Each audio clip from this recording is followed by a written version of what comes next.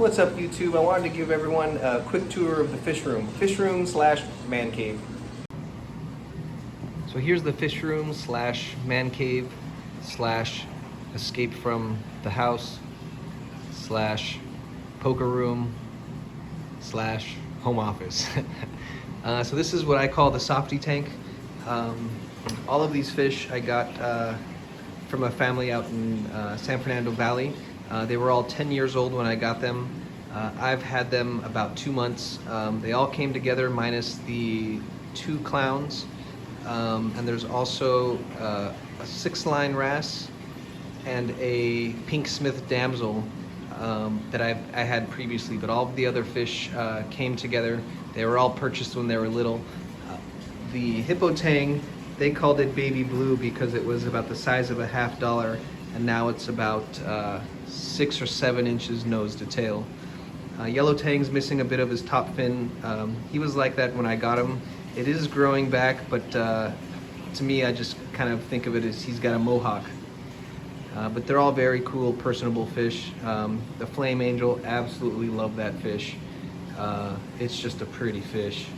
And then my old cardinal, this guy was a rescue from a fellow reefer. He had a big growth behind his gill, and I didn't think he was gonna make it.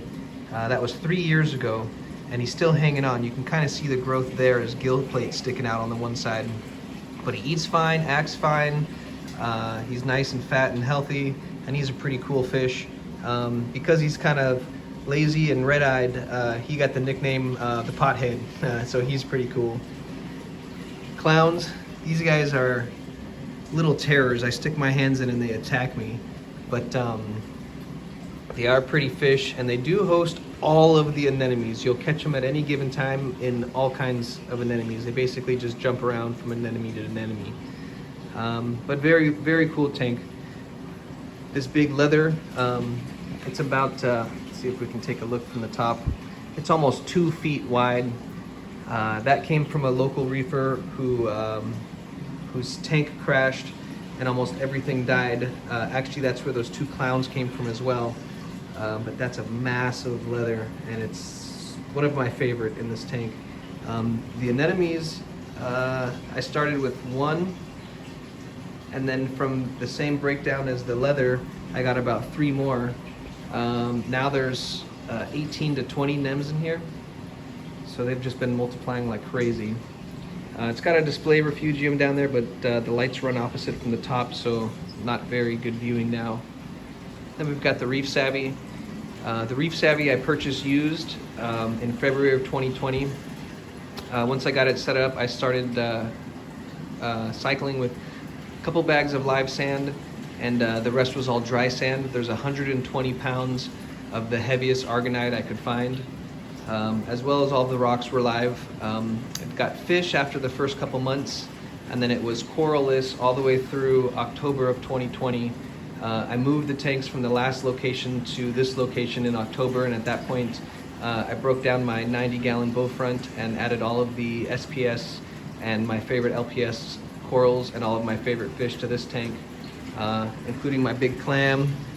Really like that guy. And then all the small frags were started in this tank. The only SPS that I had prior to this was the Passeopora. I don't know the name of that acro in the front. Behind it is Garf Bonsai. Those were the only 3 SPS that I had. Everything else was all put in here between October and even up to a couple weeks ago. Plumb to the Reef Savvy, I have the frag tank. This is a lot of everything that either came out of the 90-gallon or I've recently collected or people have given me or I've traded. Most everything in here I trade or give away with local reefers. There's a lot of good stuff, but also a lot of easy-grown corals like these guys grow like crazy. These, I refer to them as toxic green mushrooms. They grow pretty fast and quick. All the Xenia, small polyp pulsing, and the large polyp, those are probably coming out of here. It just grows too crazy. And yeah, we got some zoas, some digi, a couple hammers, a couple frog spawns. And yeah, underneath calcium reactor Trident auto top off reservoir. Got my algae scrubber or algae reactor. Quick view of my wiring. I have these hooks on the wall and everything is off the floor. I did that just in case of any flood. You can see it all runs off the floor, all through everything, just in case if there's ever an overflow or a leak or a spill, splash, something. Underneath, basically just running the skimmer. I got some carbon in here, not running any GFO. There's a UV sterilizer down over the edge over there. I do have a chiller for it, but it's offline at the moment, and a calcium reactor. The calcium reactor is probably going online here soon.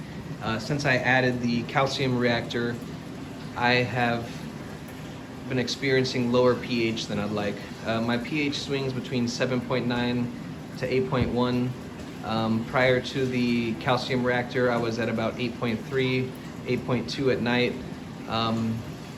So hopefully the Calcster will help hook that up. I'm also probably going to put the line coming off the calcium reactor into the skimmer, or at least near the intake of the skimmer, and see if that helps at all. The last tank is this 2x2x1. Used to be my old frag tank. I set this up temporarily to house a few corals that I didn't have room for in the other tanks, but this is a temporary setup and will be coming down soon. For the last few months, I've been throwing all of my Asterina stars in here, just because I don't like to kill things unnecessarily, and they've kind of taken over. As you can see, this one, the glass is dirty, but Asterina stars everywhere. This is the kitchen area of this room. I got my mixing station, which I built with two 30-gallon barrels I picked up off of OfferUp. These were originally holding powdered vitamins that were inside of a bag. So when I bought them, they were basically brand new, but I did clean and sanitize them. That's an old fish tank stand that I plumbed everything from the bottom of the barrels into the stand there, so all the plumbing and pump and everything is hidden. And I've got all my supplies, sink area. I do have a frag saw, which I haven't used too much, but picked it up used also off OfferUp. And I've used it a few times, but hopefully planning to do more fragging, especially as some of the SPS gets bigger. In the bathroom, it's mostly just some storage there, but I do have my RODI mounted on the wall. And yeah, that's about it. The other half of the fish room, I have my, the top of this flips over, and it's a nice poker table. Sometimes a couple uncles and friends come over and we, play a game of poker or two. I've got my computer and a 3D printer, and that's about it. Oh, my fancy blind. Been here since September and still haven't got any window coverings, and in the morning that sun is glaring in my eyes, so I got my fancy blind there. And that's it. That's a tour of the fish room. Besides the fish room, I have this set up in the garage. This has been a project because all of the items that are on this tank, with the exception of a few, I actually got given to me. So my idea was to set it up with all of the things I've gotten for free and see how it goes. Even this bin, this is a makeshift sump. That's about 150 pounds of miracle mud in the bottom of there. Just to separate it, I put a small tank inside, everything drains into there and just overflows. It's got an old school skimmer, but as you can see, it's full, it works great. Return pump I purchased for the 90-gallon that I broke down. Everything else in here was given to me. The tank was given to me. It's 135-gallon. Glass is a little dirty now. It's still going through its cycling and its ugly stage. It's been set up a little over a month, maybe two, maybe not quite two. Nothing underneath. I got the DJ, I think they called it DJ power bar for the power there, a few extra socks. Most of the rock and everything in here was given to me. I did throw a couple corals in there just to see how things are going. There's some zinnia. I just turned the lights on, so it's a little closed up. A pink leather coral. There's some mushrooms in there. Some macroalgae. This was trimmed off of the refugium from the softy tank. But I got some hair algae, some dirty glass, some dirty sand. The lights I had, this one is actually only on very low because the fan no longer works. As long as it's set low, it stays on, but if it overheats, it shuts off. I'll probably be converting the lights. I just threw these on because they're what I had, and they are great lights, but I'll probably be converting this to a 4-bulb 6-foot T5. And hopefully keeping it as just grow out for softy tanks, kind of anything goes in this one. The only fish that's in here is there's 2 black-tailed damsels, or I'm sorry, black with white-tailed damsels. There's a bandit shrimp and a couple hermits and 1 or 2 snails, but very little for cleanup crew, very little for fish. Since it is in the garage, it tends to stay cold. I was running 3 undersized heaters, then my electric bill was $700. So right now it's got no heaters. I am in Southern California, so it's not horrible, but it does get cold. And then in the corner, all my reefing stash of things and junk. It's my reefing hoard. So I hope you guys enjoyed the quick tour of the fish room. Please leave a comment below if you have any questions or if there's anything specific you'd want to see.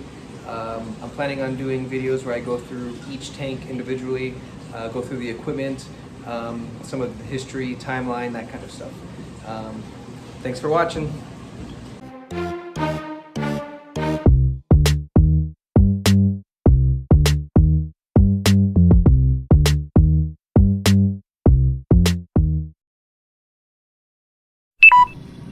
What do you think of the fish room, Black Kitty? Do you approve? Fine. Be that way.